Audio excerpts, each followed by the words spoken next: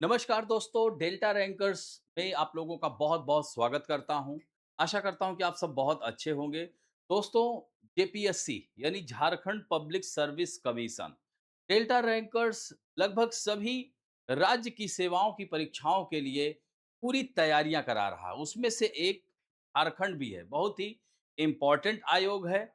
तो आज हम लोग झारखंड पीएससी यानी झारखंड पीसीएस की तैयारी में क्या-क्या बातें होंगी? सबसे पहले तैयारी करने के पहले ये जानना आवश्यक होता है कि इसकी परीक्षा का पैटर्न कैसा है। फिर आज हम सबसे मेन जो मेरा मुद्दा है आज की क्लास का, वह रहेगा कि झारखंड पीसीएस का पूरा सिलेबस आपको हम यहाँ पर एनालिसिस करेंगे। कैसे-कैसे पूरे सिलेबस के बारे में चर्चा करेंगे कि कैसे इसे पढ़ा जाए। ये बहुत ही आवश्यक है। तो दोस्तों, झारखंड में भी वही स्थिति है।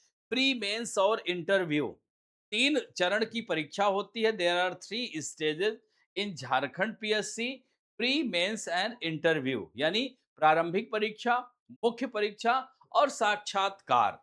तो यहाँ पर आप देख सकते हैं प्रारंभिक परीक्षा, देख सकते हैं 2 पेपर होता है। यहाँ पर 200 नंबर का, पेपर 2 भी 200 नंबर का होता है। इसमें नो नेगेटिव मार्क यानी यहाँ पर नेगेटिव मार्किंग नहीं होगी।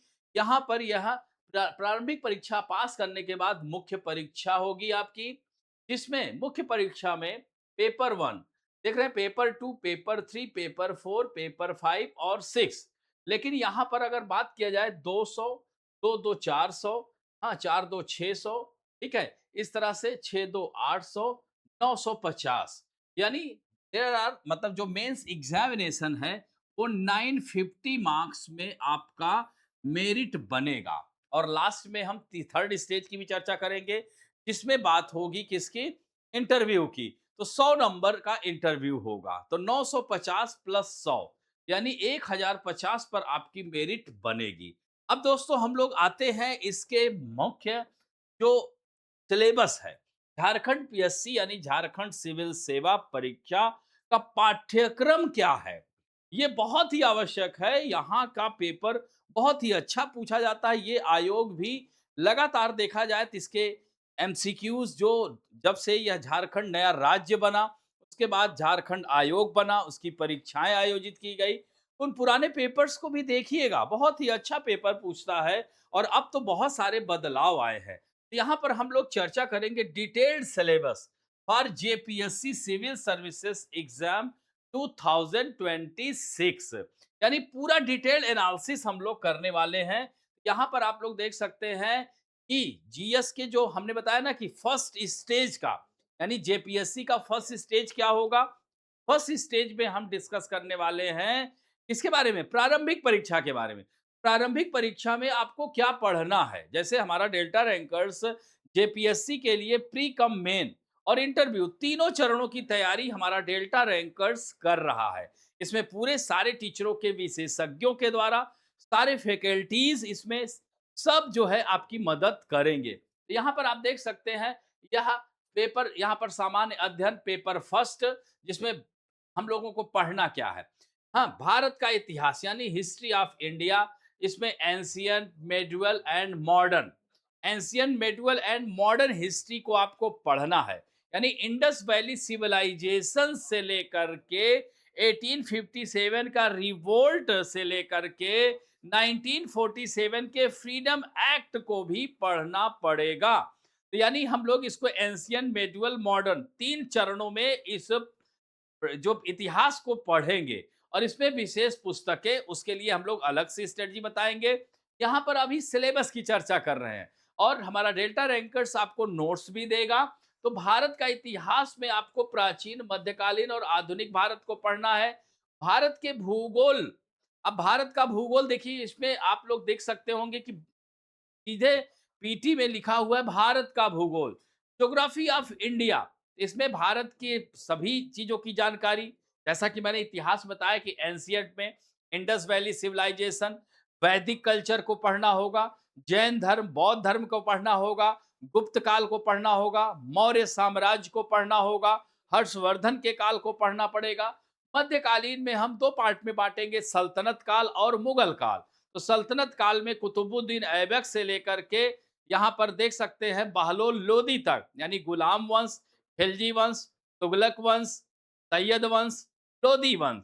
उसके बाद मुगल काल आ जाता है 1707 तक, औरंगजेब का शासन। उसके बाद बहुत सारे शासक आएंगे उत्तर मुगल काल में, और 1857 में अंतिम जो मुगल सम्राट बहादुर शाह जफर, जिसे 2 गज जमीन भी नसीब नहीं होती। तो ये सारी चीजों को पढ़ना है। इसी तरह से भारत के भूगोल में हमें क्या पढ़ना है?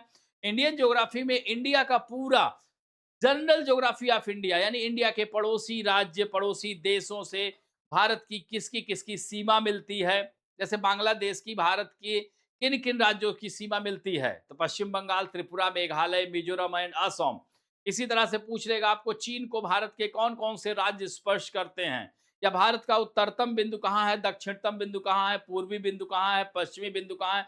भारत का अक्षांशी और देशांतरी, यानी latitudinal and longitudinal extent of India क्या है। हाँ, ऐसे पूछ लेगा। नेबरिंग कंट्री के बारे में पूछ लेगा इंडियन ज्योग्राफी के अंतर्गत। फिर नेचुरल रीजन ऑफ इंडिया, जिसमें नॉर्थ माउंटेन रेंज के बारे में आपको पढ़ना पड़ेगा, पेनिनसुलर इंडिया के बारे में पढ़ना पड़ेगा, थार डेजर्ट के बारे में पढ़ना पड़ेगा आपको, और great plain of north India के बारे में पढ़ना पड़ेगा, coastal plain and island part के बारे में पढ़ना पड़ेगा आपको, और जियोलॉजिकल यानी क्लासिफिकेशन ऑफ इंडियन रॉक्स के बारे में पढ़ना पड़ेगा, जिसमें आर्यन, जिसमें सबसे जो एंशियंट रॉक सिस्टम है, आर्कियन क्रम, धारवाड़ क्रम, कुडप्पा क्रम, विंध्यन सीरीज, द्रविडियन, आर्यन में गोंडवाना, हाँ, और जो है Deccan traps, tertiary and quaternary, इन सब के बारे में आपको पढ़ना होगा। इसी तरह से जब नेचुरल रीजन ऑफ इंडिया के बाद हम भारत की नदियों के बारे में पढ़ेंगे, रिवर्स के बारे में पढ़ेंगे।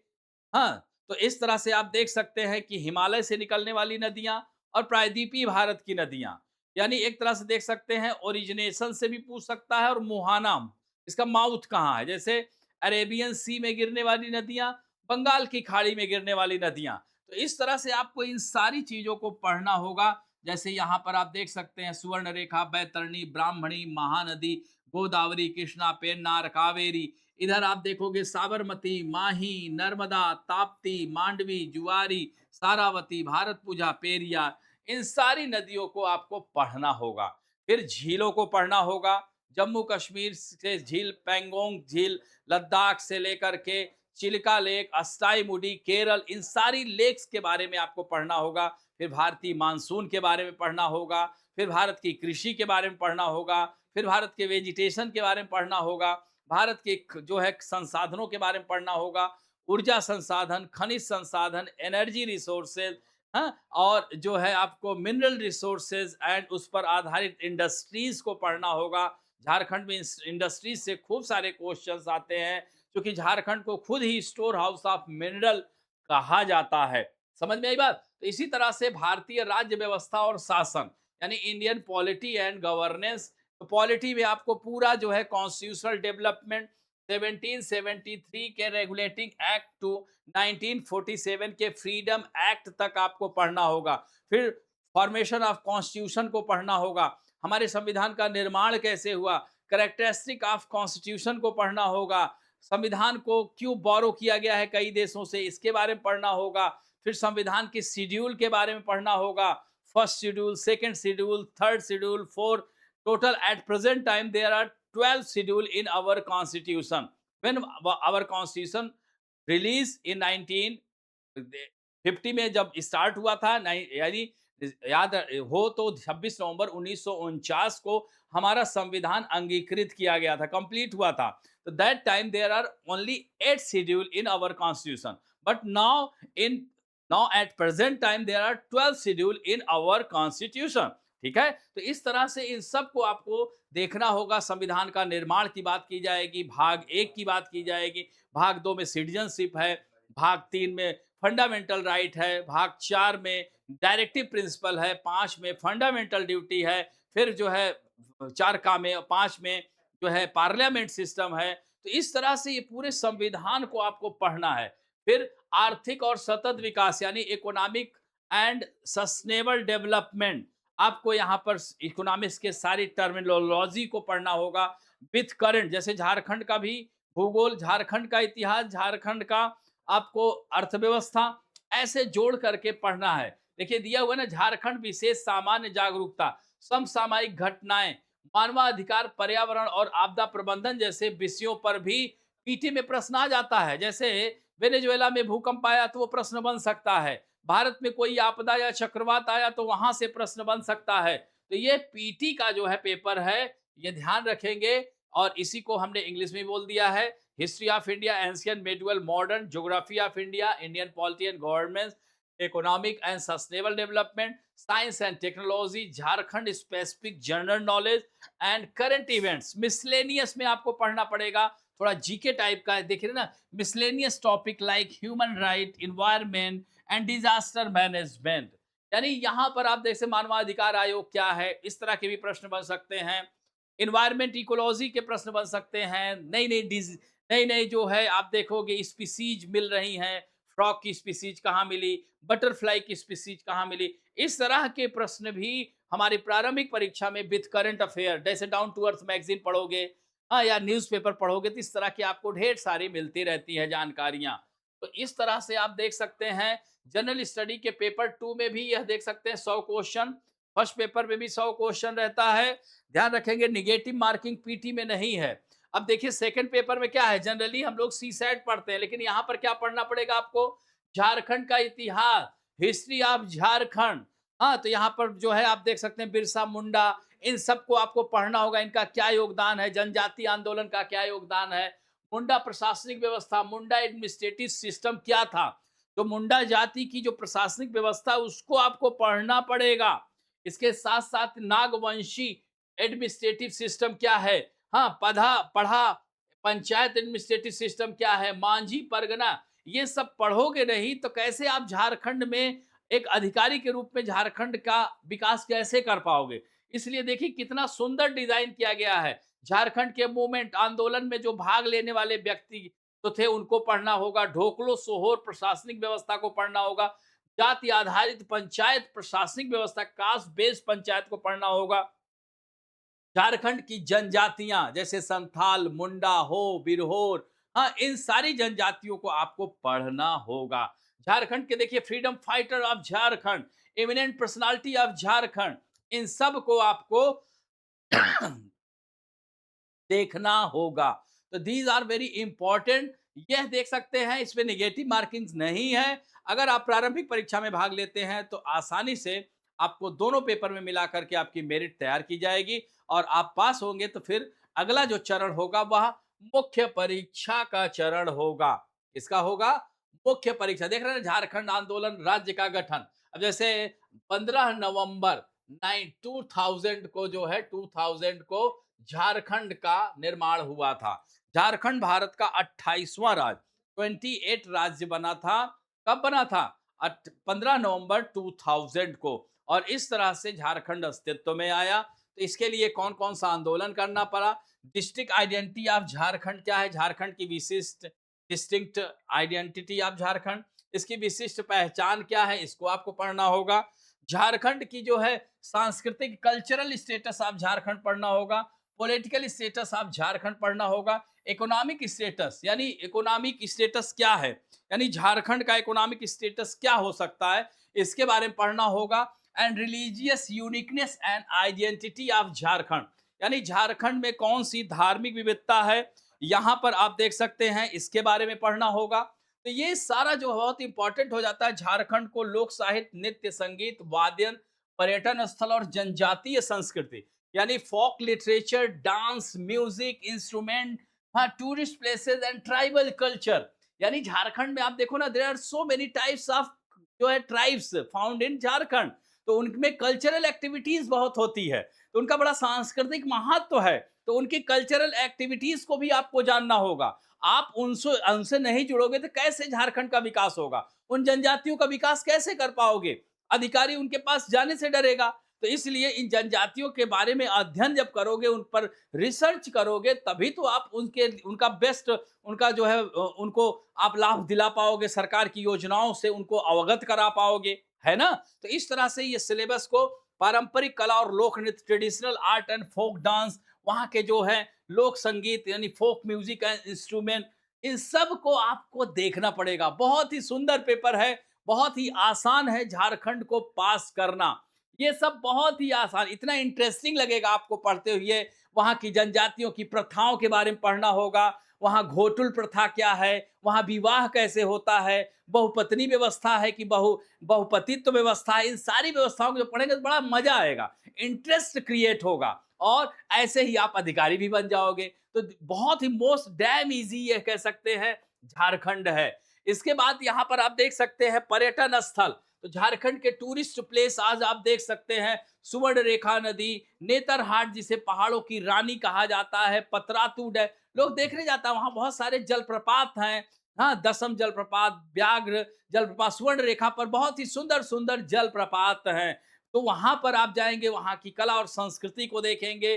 ठीक है, तो इस तरह से आपको झारखंड में लॉ एंड जो लैंड लॉ क्या है, sport in Jharkhand, education institute इन झारखंड, हाँ, और झारखंड साहित्य और लिटरेचर राइट्स, हाँ, और राज्य के अदर स्टेट नियम, 1947 से राज्य में आर्थिक विकास का इतिहास क्या था, history of economic development in the state since 1947। आपको झारखंड का भूगोल पढ़ना होगा, झारखंड में किस प्रकार की वनस्पतियां पाई जाती हैं, किस प्रकार का वेजिटेशन पाया जाता है, झारखंड में किस प्रकार की नदी, कौन कौन सी नदियां बहती हैं। दामोदर नदी सुना होगा, दामोदर की सहायक नदियां। दामोदर नदी किसकी सहायक नदी है? हुगली की सहायक नदी है। दामोदर नदी का उद्गम कहाँ से होता है?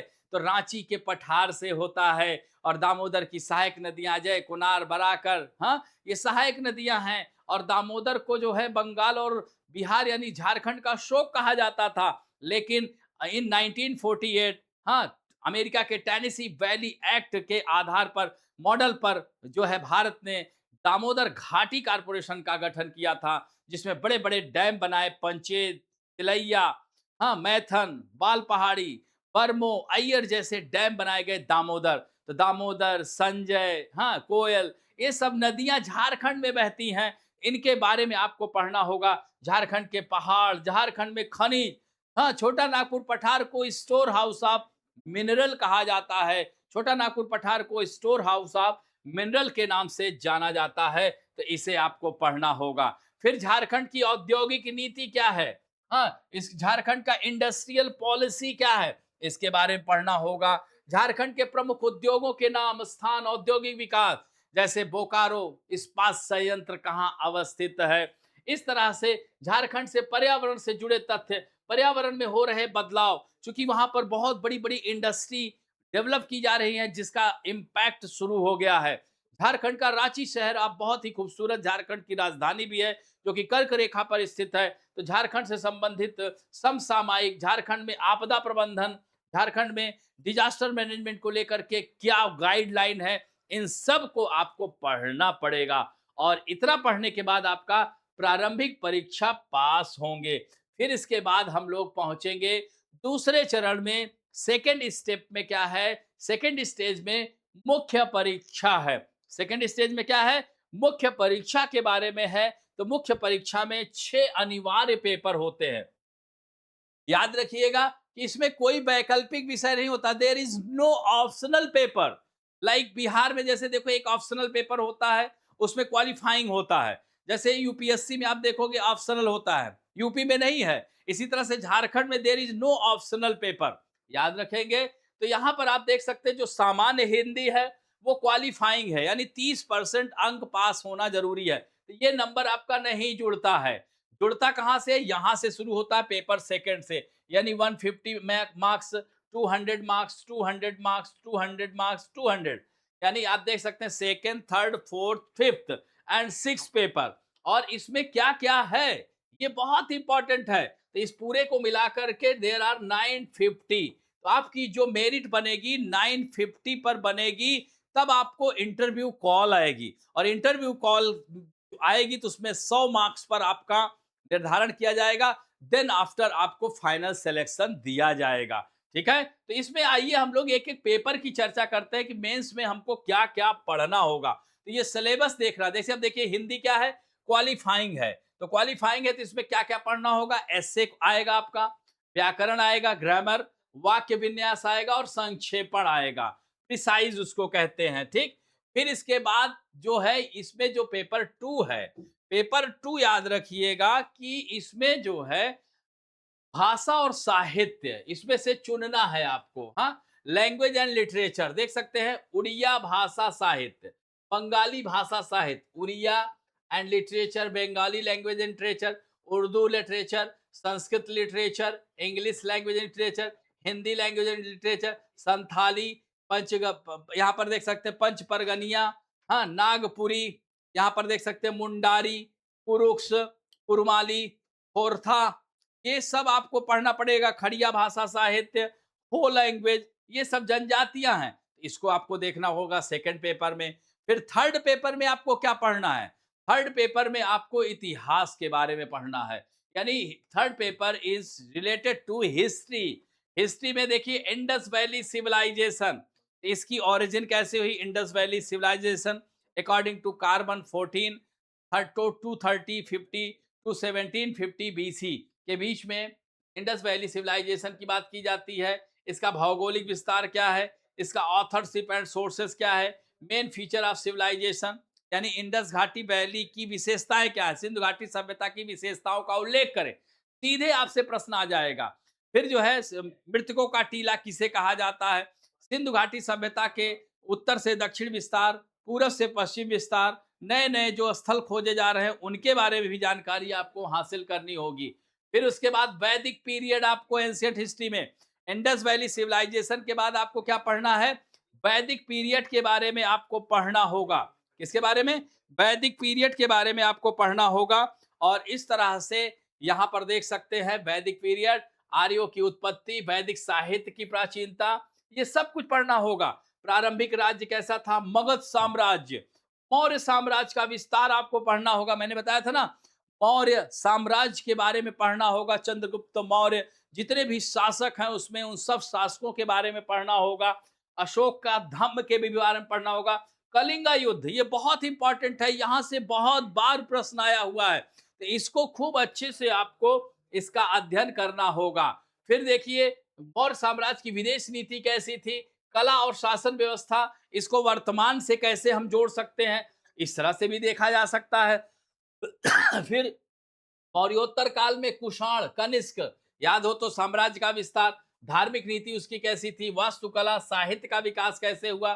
फिर उसके बाद गुप्ता पीरियड आ जाता है, गुप्त काल आ जाता है। गुप्त पीरियड के बारे में, इसके साम्राज्य के विस्तार के बारे में आपको पढ़ना होगा, इसका विस्तार और इसकी भाषा, साहित्य यानी आर्ट एंड कल्चर, गुप्त काल में कला, इन सबको। इसके मैंने आपको बताया था ना प्री में हर्षवर्धन, इसके बारे में पढ़ना होगा। उत्तरी भारत के अंतिम महान हिंदू शासक के रूप में हर्षवर्धन को जाना जाता है। यहां से भी आप लोगों की परीक्षा में, मेंस में प्रश्न बनता है, तो इसे खूब अच्छे से देखिएगा। दक्षिण भारतीय राज्य, देखिए दक्षिण राज्यों के बारे में, संगम साहित्य के बारे में पढ़ना होगा। चोल साम्राज्य, चोल, चेर, पांडे, इनके बारे में आपको पढ़ना होगा। एंशिएंट हिस्ट्री में यही 4-5 चैप्टर पर सिमट जाता है। इसके बाद मध्यकाल आता है, इसमें प्रारंभिक आक्रमण यानी 712 से मोहम्मद बिन कासिम से लेकर के आपको पढ़ना पड़ेगा। फिर भारत में अरब आक्रमण, फिर गजनवी जो भारत में 17 बार आक्रमण किया था, और उसके बाद मंगोल का आक्रमण। फिर दिल्ली सल्तनत 1208 में कुतुबुद्दीन ऐबक ने भारत में के उसमें दास वंश, दिल्ली में क्या है, गुलाम वंश की स्थापना किया था। तो गुलाम वंश, खिलजी वंश, बताया था ना, तुगलक वंश, सैयद वंश, लोदी वंश, ये सल्तनत पीरियड के महामत प्रमुख। अब जैसे गुलाम वंश में आपको क्या पढ़ना, बहुत सारे शासक आएंगे, लेकिन कुतुबुद्दीन ऐबक, रजिया, इल्तुतमिश और आपको बलबन, ये 4 के बारे में पढ़ना। इसी तरह खिलजी में जलालुद्दीन खिलजी, अलाउद्दीन खिलजी, मुबारक खिलजी, लेकिन इंपॉर्टेंट क्या है, अलाउद्दीन खिलजी इसमें इंपॉर्टेंट आता है। इसको इसी तरह मोहम्मद बिन तुगलक, फिरोज शाह तुगलक, गयासुद्दीन तुगलक, इसमें फिरोज शाह तुगलक चूंकि सबसे ज्यादा नगरों का निर्माण किया था। मोहम्मद बिन तुगलक जिसे लंपट, मूर्ख, रक्त पिपासु कहा जाता था, वो अपनी सनक भरी योजनाओं के लिए जाना जाता था। तो मोहम्मद बिन तुगलक चूंकि सबसे बुद्धिमान था, तो वहां से भी प्रश्न आता है। हाँ, फिरोज शाह तुगलक याद रखिएगा। सैयद वंश में खिजर खां साहब थे, बहुत कुछ उसमें ज्यादा इंपॉर्टेंट नहीं है। फिर लोदी वंश में सिकंदर लोदी को बहुत इंपॉर्टेंट, बहुत ही अच्छे से पढ़िएगा।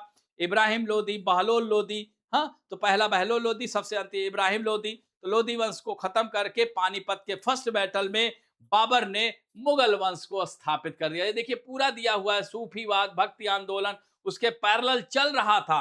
तो इन सब चीजों को आपको देखना है। फिर मुगल साम्राज्य, पानीपत की प्रथम लड़ाई, शेरशाह सूरी की उपलब्धियां, शेरशाह सूरी का मकबरा सासाराम में है ही, इन सब को आपको देखना होगा। फिर दोस्तों मध्यकाल में अकबर की धार्मिक नीति, अकबर से पेटेंट करा लो, अकबर से प्रश्न आता ही आता है, अकबर का दीनी इलाही धर्म से प्रश्न आता है, अकबर की जो है साहित्य के प्रति रुचि के बारे में प्रश्न आता है, अकबर और औरंगजेब की धार्मिक नीति और राजपूत नीतियां, मुगल वास्तुकला और चित्रकला। ठीक, तो मुगल काल में आर्थिक स्थितियां कैसी रही। दोस्तों मराठा साम्राज्य के बारे में भी आपको पढ़ना होगा। मराठा डायनेस्टी में आप मराठों का कैसे उदय हुआ। शिवाजी बहुत ही इंपॉर्टेंट है, झारखंड शिवाजी के बारे में खूब पूछता है। शिवाजी की उपलब्धियां, मराठों का उत्तर की ओर विस्तार, मराठों का पतन, और इसके बाद आता है आधुनिक काल, यानी मॉडर्न हिस्ट्री शुरू हो जाती है। मॉडर्न हिस्ट्री में क्या है, यूरोपियन का आगमन, यानी भारत में देख रहे हैं ना, लगातार भारत को एंशियंट काल से देखा जाए तो लूटते खसोटते रहे। मुगल आए भारत में, अरब आए भारत में, अब अंग्रेज आएंगे, फ्रेंच आएंगे, स्वीडिश आएंगे, डैनिश आएंगे, पुर्तगीज आएंगे। हाँ, तो सबसे पहले पुर्तगाली 1498 में वास्को डिगामा का आगमन हुआ। तो भारत में पुर्तगीज सबसे पहले आए और सबसे बाद में गए, 1961 में वापस जाते हैं। तो यूरोपियों का आगमन, भारत में यूरोपीय बस्तियों की शुरुआत कैसे कैसे कलकत्ता से उसने शुरू किया, ईस्ट इंडिया कंपनी का गठन कैसे हुआ, ईस्ट इंडिया कंपनी पर कंट्रोल स्थापित करने के लिए 1773 का रेगुलेटिंग एक्ट लाया गया, इन सब को पढ़ना होगा। भारत में ब्रिटिश सत्ता का सुदृढ़, प्लासी बक्सर की लड़ाई और मैसूर पर ब्रिटिश नियंत्रण, फिर सहायक संधि, लॉर्ड वेलेजली की सहायक संधि को भी आपको अच्छे से करना होगा। इसके साथ साथ मध्यकाल में देख रहे हैं doctrine of lapse, doctrine of exit, हाँ, राजस्व हस्तांतरण का सिद्धांत, औपनिवेशिक शासन का विरोध, किसान आंदोलन, आदिवासी आंदोलन, सांस्कृतिक पुनर्जागरण, 1857 का विद्रोह, 1857 के विद्रोह के जो रिवोल्ट, क्या ये फर्स्ट रिवोल्ट था, इसके पीछे क्या कारण थे, what is the reason behind this, इसके सामाजिक, आर्थिक, राजनैतिक, सोशियो इकोनॉमिक, पॉलिटिकल, ये सभी जो है कारण पूछता है। इसको खूब अच्छे से आपको हमारे शिक्षक के द्वारा कराया जाएगा। और दोस्तों इसके साथ साथ सोशियो रिलीजियस मूवमेंट से तो प्रश्न आता ही है, ब्रह्म समाज, हाँ, ज्योतिबा फूले का जो है सत्यशोधक समाज, ठीक है, और जो है इस तरह से प्रार्थना समाज रानाडे साहब का, हाँ, और आपको दया वेदों की ओर लौटो दयानंद सरस्वती जी का। तो इस तरह से मोहम्मद एंग्लो एंग्लो ओरिएंटल की स्थापना, हाँ, इन सब को आपको पढ़ना होगा। थियोसॉफिकल सोसाइटी, हाँ, मुस्लिम सुधार आंदोलन, वहाबी आंदोलन, अलीगढ़ आंदोलन, महिलाओं का उत्थान, सती प्रथा का उन्मूलन, 1829 में लॉर्ड विलियम बेंटिक की सहायता से, राजा राम मोहन राय की सहायता से सती प्रथा का अंत किया गया था। विधवा पुनर्विवाह, सहमति की आयु, महिला शिक्षा पर जोर, भूराजस्व प्रणालियां, अस्थाई बंदोबस्त, रैयतवाड़ी, महालवाड़ी, इन सब को आपको पढ़ना होगा। इसके साथ साथ आपको झारखंड के इतिहास के बारे में भी पढ़ना होगा। झारखंड में धार्मिक और सांस्कृतिक परंपराएं क्या रही, यहाँ की भाषा और पहचान, इनकी आदिवासियों का सरनम पंथ, नगपुरिया भाषा का उदय, झारखंड में आदिवासी विद्रोह, बिरसा मुंडा, ताना भगत आंदोलन, ये सब को आपको पढ़ना है। इसी का इंग्लिश वर्जन देख सकते हैं। तो early invasion, Arab invasion of India, यहाँ पे गजनीवाद, invasion of India, Mongol invasion of India, फिर दिल्ली सल्तनत, सूफिज्म, भक्ति मूवमेंट, इन सब को आपको पढ़ना होगा। फर्स्ट बैटल ऑफ पानीपत, हाँ, उसके बाद ही मुगल डायनेस्टी आ जाता है मिडिल पीरियड में। हाँ, तो ये सो जहाँ पर देख सकते हैं जागीरदारी, फिर मराठा मैंने बताया था। मॉडर्न पीरियड में आप देख सकते हैं यूरोपियन का आगमन के बारे में बताया था। ठीक, तो इन सब को 1857 के रिवोल्ट, सोशियो रिलीजियस मूवमेंट, हाँ, तो यहाँ पर ब्रह्म समाज, आर्य समाज, रामकृष्ण मिशन, प्रार्थना समाज, थियोसॉफिकल सोसाइटी, सत्यशोधक समाज, इन सब के बारे में आपको पढ़ना होगा। मॉडर्न पीरियड में देख रहे हैं Mahalwari system, national movement, rise of nationalism in 19th century, इन सब को, Swadeshi movement, home ruling movement, Khilafat movement, Gandhian era, Bharat छोड़ो आंदोलन, सबने सिविल डिसोबियडेंट मूवमेंट, इन सब को आपको पढ़ना होगा।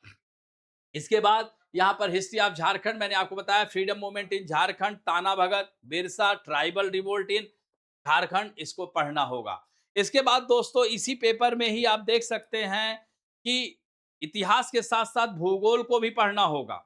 भूगोल में आपको देख सकते हैं यहाँ पर भौतिक भूगोल मेंस में आपको पढ़ना पड़ेगा, origin and evolution of earth, origin and evolution of the earth, interior of the अर्थ, यानी अर्थ के अंदर इंटरनल स्ट्रक्चर ऑफ द अर्थ को पढ़ना होगा, क्रस्ट मेंटल को पढ़ना होगा, ये सब पढ़ाया जाएगा आपको।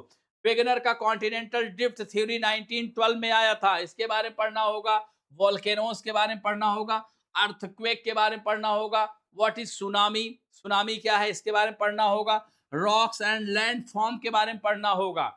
ठीक है, लैंड फॉर्म बहुत सारे, they are different types of land form, जैसे कॉस्ट टोपोग्राफी। ठीक है, इस तरह से पूछ लेगा।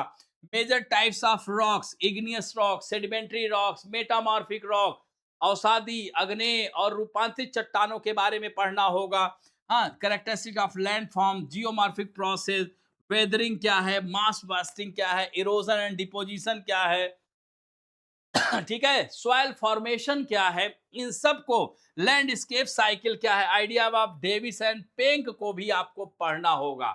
इसके साथ साथ क्लाइमेटोलॉजी में आपको एटमॉस्फियर के बारे में पढ़ना होगा, इसकी सभी परतों के बारे में, एटॉम जो है एटमॉस्फियर के स्ट्रक्चर एंड यहाँ पे कंपोजिशन दोनों को पढ़ना होगा। ठीक है, यहाँ पर देख सकते हैं इंसुलेशन क्या है, heat budget of the earth, horizontal and vertical distribution of temperature, inversion of temperature व्युत्क्रमण कहते हैं उसको, वेदर एंड क्लाइमेट, मौसम और जलवायु, हाँ, वायु राशियां क्या होती हैं, व्हाट इज एयर मासेस, फ्रेंटोजेनेसिस क्या होता है, वाताग्र को पढ़ना होगा, ट्रॉपिकल एंड टेम्परेट साइक्लोन को पढ़ना होगा, यहाँ पर देख सकते हैं एवापोरेशन एंड कंडेंसेशन को पढ़ना होगा, टाइप्स ऑफ रेनफॉल को पढ़ना होगा, क्लाइमेटिक, यहाँ पर देख सकते हैं क्लाइमेट क्लासिफिकेशन को पढ़ना होगा, हाँ, और green house effect, global warming and climate change को भी देखना होगा। इसी तरह से आपको समुद्र विज्ञान में हाइड्रोलॉजिकल साइकिल, यानी जल चक्र कैसे होता है, इसके बारे में पढ़ना, यहाँ से प्रश्न आता ही आता है। महासागर और महासमुद्रों में, यानी बड़े बड़े जो सागरों का तापमान क्या स्थिति होती है, हाँ, लवणता का वितरण आपको पढ़ना होगा, क्षैतिज वितरण, वर्टिकल और हॉरिजेंटल दोनों पढ़ना होगा। लहरें क्या होती हैं, वेव्स, ज्वार भाटा, इफ्स एंड टाइड्स को पढ़ना होगा। ओशियन करंट के बारे में पढ़ना होगा। उच्चावच विशेषताएं, ओशियन फ्लोर रिलीफ फीचर्स को पढ़ना होगा। इसके बाद भारत का भूगोल और मानव भूगोल दोनों को पढ़ना होगा। Physiography, structure and reliefs, physiographic division, drainage system, climate, Indian monsoon, types of climate, agriculture environment, green revolution को भी आपको पढ़ना होगा। याद रखना, ज्योग्राफी से ही ग्रीन रिवोल्यूशन को देखना है कि 60 के दशक में इंडिया में ग्रीन रिवोल्यूशन ने कैसे तहलका मचाया। एंड फूड स्कैरसिटी के बारे में, खाद्य संकट के बारे में भी पढ़ना होगा। हाँ, डिस्ट्रीब्यूशन, इसका वितरण, wild life conservation, biosphere reserve, जितने भी 18 बायोस्फीयर रिजर्व हैं, इनके बारे में भी आपको पढ़ना होगा। ठीक है, और सॉइल्स के बारे में पढ़ना होगा, major types of soil, Indian agriculture research institute के आधार पर, आईसीएआर के आधार पर, there are 8 groups in India में, 8 प्रकार की मृदाएं पाई जाती है, इसको विश्व की मृदाओं से भी जोड़ना होगा। Soil degradation and conservation, natural hazard, floods क्या होता है, ड्रॉट क्या होता है, साइक्लोन, लैंडस्लाइड, ये सब इंडिया के कॉन्टेक्स्ट में आपको पढ़ना है। ठीक है, और यहां पर अगर हम बात करते हैं जनसंख्या भूगोल की, पॉपुलेशन ज्योग्राफी को पढ़ना है। हाँ, जनसंख्या की विशेषताएं क्या है, जनसंख्या वृद्धि क्या है, इसका वितरण कहाँ कहाँ है, डेंसिटी को पढ़ना है, घनत्व क्या होता है, डेंसिटी क्या होता है, पर स्क्वायर पर रहने वाले लोगों की संख्या को डेंसिटी कहा जाता है, जनसंख्या घनत्व। जैसे अकॉर्डिंग टू 2011 सेंसस, इंडिया का पॉपुलेशन डेंसिटी कितना है, ये आपसे पूछ लेगा। ठीक है, तो इसे ध्यान रखिएगा। हाँ, तो अभी जैसे 2026 में एक जनगणना शुरू हो गई है, नए आंकड़े आने वाले हैं, हालांकि अभी आपको 2011 और वर्तमान में क्या आंकड़े हैं उनको आपको पढ़ना है। जैसे सेक्स रेशियो क्या है, लिंगानुपात पूछ लेगा। ठीक है, आपको चाइल्ड सेक्स रेशियो पूछ लेगा। तो ये पॉपुलेशन ग्रोथ, इसमें density, age, sex ratio, rural urban composition, people, environment and development, settlement भी आएगा। बस्तियां कैसे रहते हैं, किस प्रकार के घर भारत में पाए जाते हैं, अर्बन मॉर्फोलॉजी को भी पढ़ना होगा। शहरी आकारिकी को पढ़ना होगा, problems of human settlement in India, Bharat में बस्तियों की समस्याएं क्या हैं, इनके बारे में भी आपको पढ़ना होगा। इसके साथ साथ natural resources of India, land resources, general land use, agriculture, barren land, हाँ, कहाँ पर क्या क्या हम लोग यूज कर रहे हैं, उनके geographical condition and distribution of major crops, हाँ, एंड वाटर रिसोर्सेज क्या है, कहाँ है, जल की स्थिति क्या है भारत में, availability and utilisation for industrial and other purposes, irrigation, scarcity of water, जल संकट एक बहुत बड़ी समस्या है, इसके बारे में भी देखना है। ठीक है, तो इस तरह से यहाँ पर आप देख सकते हैं minerals and energy resources, metallic minerals, non metallic and conventional minerals, hydro electricity, जल विद्युत, एनर्जी रिसोर्सेस के बारे में पढ़ना है। ठीक है, तो इसमें उद्योग, industry, development of industry, type of industry, factor of industry location, जैसे उद्योगों के निर्माण के लिए क्या आवश्यक अवस्थितियां होनी चाहिए, इसके बारे में भी आपको पढ़ना पड़ेगा। ठीक है, तो इस तरह से यहां पर आप देख सकते हैं, यह जो है और इसके बाद जो है हम लोग बात करेंगे ट्रांसपोर्ट का। ट्रांसपोर्ट के बारे में पढ़ना है, इसमें रोड, रेलवे, एयरपोर्ट्स के बारे में पढ़ना होगा आपको।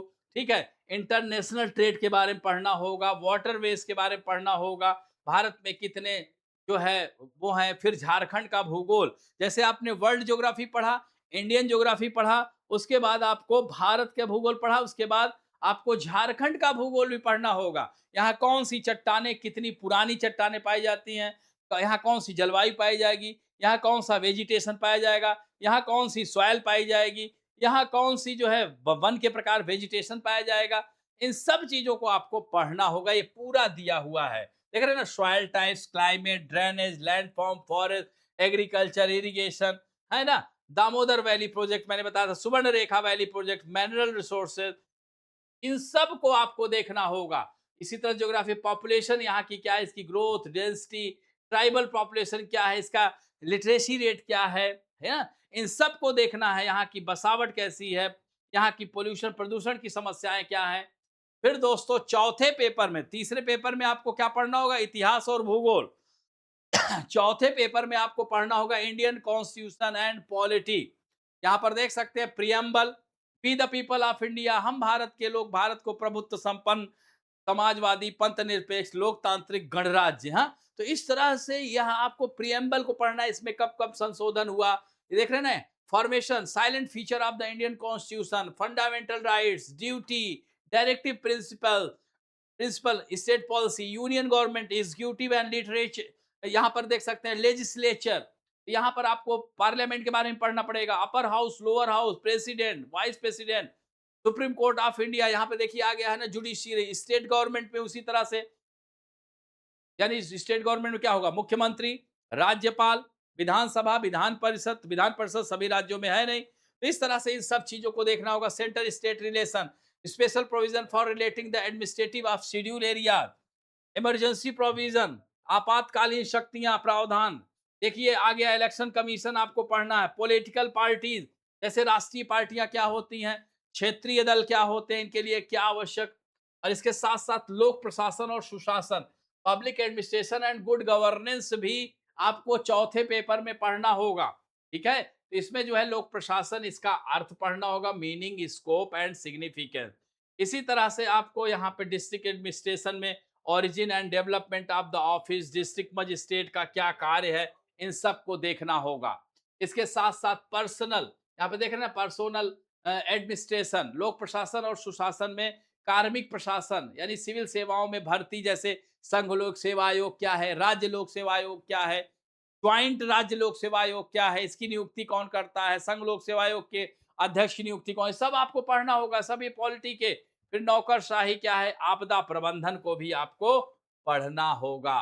दोस्तों सुशासन, गवर्नेंस क्या है, गुड गवर्नेंस, लोकपाल विधेयक देखा ही था, कितना चर्चा में था, लोकायुक्त, विजिलेंस, सीवीसी, यहाँ पर देख सकते हैं सेंट्रल विजिलेंस कमीशन, सूचना का अधिकार अधिनियम, शिक्षा का right to education, right to information, यहाँ पर आप देख सकते हैं इन सबको, ह्यूमन राइट कमीशन, इसका कॉन्सेप्ट आपको पढ़ना होगा, मानवाधिकार, ये सबको पढ़ना होगा। दोस्तों इसके बाद पांचवा पेपर है इकोनॉमिक्स का। यहां पर देख सकते हैं बहुत ही इंपॉर्टेंट रोल प्ले करता है इकोनॉमिक्स भी। पांचवा पेपर देख सकते हैं Indian economy and globalisation and sustainable development, यानी वैश्वीकरण को भी पढ़ना है। वैश्वीकरण का भारत पर क्या प्रभाव पड़ा, वैश्वीकरण का झारखंड पर क्या प्रभाव पड़ा, वैश्वीकरण का महिलाओं पर क्या प्रभाव पड़ा, वैश्वीकरण का हमारे परिवारों पर क्या प्रभाव पड़ा, इन सबको आपको देखना होगा। जीडीपी क्या है, जीएनपी क्या है, एनएनपी क्या है, इन सबको शब्दावलियों की, मुद्रास्फीति क्या है, इन्फ्लेशन, स्टैगफ्लेशन, सीआरआर क्या है, हाँ, रिवर्स रेपो रेट क्या है, रेपो रेट क्या है, तेजड़िया क्या है, मदड़िया क्या है, बुल्स क्या है, बियर क्या, ये सब जो है शब्दावलियां हैं। इनकी टर्मिनोलॉजी को भी प्रश्न आते हैं यहाँ से। यहाँ पर भी देखिए हरित क्रांति की चर्चा, श्वेत क्रांति, इंद्रधनुषी क्रांति, रजत क्रांति, ऑपरेशन फ्लड, इन सबको पढ़ना होगा आपको इस पेपर के अंतर्गत। दोस्तों, बजट, जैसे आपको भारत का बजट, झारखंड का भी बजट देखना होगा। इस तरह से इन सारी चीजों को, यहाँ पर सस्टेनेबल डेवलपमेंट क्या है, सामाजिक आर्थिक रूप से पिछड़े वर्गों, धार्मिक, हाँ, एससी एसटी ओबीसी, अन्य पिछड़ा वर्ग, इन सब के बारे में प्रावधान है। फिर गरीबी क्या है, पॉवर्टी क्या है, अनएम्प्लॉयमेंट क्या है, इनकी अवधारणा को आपको इसी में पढ़ना है। खाद्य एवं खाद्य सुरक्षा, भारत में खाद्य उत्पादन की क्या स्थिति है, कितने लोगों को अनाज मिलता है, कितने लोग मेल न्यूट्रिशन का शिकार हो गए हैं, इन सब की जानकारी मिलती है। इसके साथ साथ सरकारी नीतियां, आर्थिक सुधार, 1991 में लिबरलाइजेशन, प्राइवेटाइजेशन एंड ग्लोबलाइजेशन आया, इसके बारे में आपको पढ़ना है। ये देखिए, new economic reform, privatisation, globalisation, good understanding of international finance institution like IMF, world bank, world trade organisation, NABARD, RRB, इन सबको आपको पढ़ना होगा। और भारतीय अर्थव्यवस्था का वैश्वीकरण, दोस्तों 91 के पहले क्या थी, हमारी क्लोज्ड इकोनॉमी थी। 91 के बाद हमने ओपन स्काई पॉलिसी, खुले आकाश की नीति को हमने धारण किया। ठीक है, तो भारत में औद्योगिक विकास और आर्थिक सुधार कब कब कैसे हुए, इन सब को पढ़ना होगा। दोस्तों, इसी आधार पर, जैसे आपने मैंने बताया था ना भारत का, उसी तरह से झारखंड की अर्थव्यवस्था को आपको पढ़ना है। झारखंड का डेमोग्राफिक फीचर आप झारखंड देखना है, population growth, sex ratio, density, literacy and composition of the Jharkhand, इसको देखना होगा। झारखंड में गरीबी, बेरोजगारी, अनएम्प्लॉयमेंट, इन सारी समस्याओं को आपको देखना होगा। झारखंड में भूमि, वन की क्या स्थिति है, इसको देखना होगा। इसके साथ साथ छठवें पेपर में आप देख सकते हैं विज्ञान पढ़ना होगा, पर्यावरण और प्रौद्योगिकी, यानी science and technology and environment and ecology. यहाँ पर आप देख सकते हैं फिजिक्स में आपको एमकेएस पद्धति, basic knowledge of the system of unit like MKS, CGS, SI पद्धति आपने पढ़ा होगा। Topic on speed, velocity, gravity, mass, ये सब पढ़ा होगा। बहुत छोटे छोटे चैप्टर हैं, इन्हें पढ़ना होगा। इसी तरह से सौर मंडल से जुड़े विषय आपको टॉपिक को कवर करना होगा। फिर जीव विज्ञान में concept of the living world, cell structure पढ़ना होगा। ठीक है, हाँ, ग्रेगर मेंडल का, मेंडेलियन का इनहेरिटेंस लॉ, यहाँ पर अनुवांशिकता का सिद्धांत, theory of the evolution of earth, पृथ्वी पर जीवन के विकास का सिद्धांत, मानव विकास को भी पढ़ना होगा। दोस्तों, झारखंड की एग्रीकल्चर को भी पढ़ना होगा। झारखंड की कृषि, यहाँ पर देखें ना, good understanding of the agro climate condition of Jharkhand, rainfall pattern को भी पढ़ना होगा कि वर्षा का प्रतिरूप कैसा है झारखंड में। Candidate are required to have sound knowledge on soil fertility, मेहा measures that are the undertaken to improve soil health. देखा होगा सरकार सॉइल हेल्थ कार्ड भी प्रोवाइड करती है।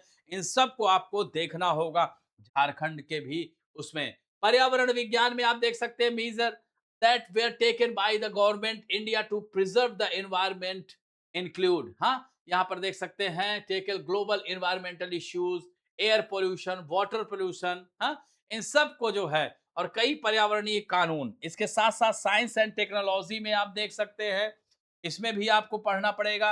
इंडियन गवर्नमेंट पॉलिसीज को पढ़ना होगा concerning nuclear technology. Nuclear technology को लेकर के जो संबंधित जो भारत सरकार की नीतियां हैं, वैश्विक परमाणु नीतियों पर ध्यान देना होगा। ऊर्जा के नवीकरण, हाँ, रिन्यूएबल एनर्जी और यहाँ पर देख सकते हैं रिन्यूएबल एनर्जी और नॉन रिन्यूएबल एनर्जी के बारे में। Good understanding of the Indian missile program, हाँ, हमारा Indian missile program, nuclear program, satellite program, इन सबको साइंस एंड टेक्नोलॉजी के माध्यम से देखें, इसको करंट से जोड़ करके आपको पढ़ना होगा। इसके साथ-साथ तो ये मुख्य परीक्षा के पेपर्स हो गए। इसमें से 950 नंबर पर आपकी मार्किंग होगी। हिंदी 30% क्वालीफाइंग रहेगा। फिर दोस्तों स्टेज 3 में पर्सनैलिटी टेस्ट होगा आपका, साक्षात्कार इंटरव्यू होगा, जिसमें अंतिम मेरिट लिस्ट की बताया था ना 950 पर बनेगी और साक्षात्कार 100 नंबर का, यानी 1050 पर आपका जो है मेरिट होगा। इसमें कुछ फिजिकल टेस्ट का भी ज़रूरत हो सकती है कुछ पोस्ट के लिए, नहीं तो और सब में इसी पर आपका बनेगा। तो इस तरह से आज हमने पूरा झारखंड का, पूरा आपको पाठ्यक्रम का अवलोकन किया, पूरे पाठ्यक्रम का विश्लेषण कर दिया। आशा करता हूँ कि ये आप लोगों को ये समझ में आया होगा। दोस्तों समझ में आए तो आप लोग इस पेपर को पूरी तरह से पढ़िएगा, सिलेबस को। इसके बाद हम डिस्कस करेंगे कि इनको कैसे पढ़ा जाए, इसकी क्या रणनीतियाँ होंगी, इसका क्या पैटर्न, सारी चीज़ों को मैंने बता ही दिया। इसके साथ-साथ कैसे पढ़ा जाए, कुछ वीडियोज़ हम आपको इसके लिए भी लाएँगे। झारखंड की, जैसे झारखंड की आदिवासियों के बारे में कैसे पढ़ा जाए, वहाँ के लिटरेचर के बारे में कैसे पढ़ा जाए। तो और भी हमारे फैकल्टीज़ हैं जो अलग-अलग वीडियोज़ के माध्यम से आप लोगों को जेपीएससी में पूरी मदद करेंगे। डेल्टा रैंकर्स आपको नोट्स भी प्रोवाइड कराएगा। तो आप लोग ज़्यादा से ज़्यादा आप लोग जुड़ने का कोशिश करें। अब यहीं पर हम विदा लेते हैं। धन्यवाद।